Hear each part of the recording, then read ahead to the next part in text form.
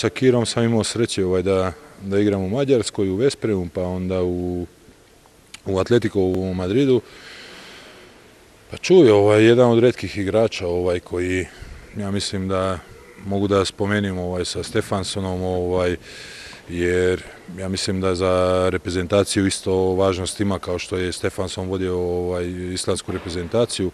Isto Kiro u ovoj reprezentaciji, na klubskom nivou je isto, u svakom klubu je najvažniji igrač i ja mislim da to dolazi zato što je jedan od najvećih profesionalaca koga sam video i ko ima danas u rukometu i uvijek želje pobjede, titule i to ga vuče i ja mislim da će još puno godina igrati zato što uvijek ima želje za bolje. Dobro, je strašan igrač. On je jedan najbolji strelac mislim od celog svijeta, jedan od najboljih desnih beka.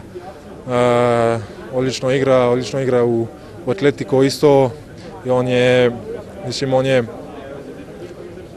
tu doveo Makedoniju i oni su tu zbog njega i mislim da je povukao iza njega isto celu ekipu i da su svi uz njega napredovali, tako da je odličan igrač, sjajan igrač.